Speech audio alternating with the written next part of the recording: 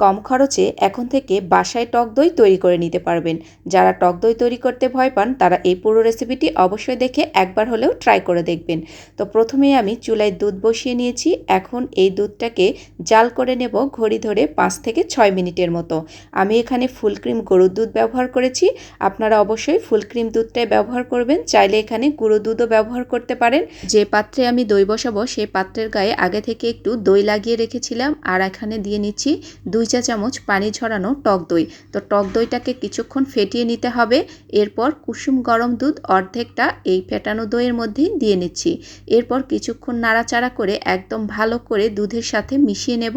পুরো দুধটা একবারে দেবেন না, অর্ধেকটা দিয়ে তারপরে একটু নাড়াচাড়া করে পুরো দুধটাকে দিয়ে নিয়েছি। এরপর ঢাকনা দিয়ে নিয়েছি। এই দই বসানোর জন্য অবশ্যই গরম জায়গায় রেখে দিতে হবে। তো প্রথমে আমি একটা তাওয়াল বিছিয়ে নিয়েছি, এর উপরে ভালো করে ঢাকনা দিয়ে ঢেকে রেখে দেব 5 ঘন্টার মতো।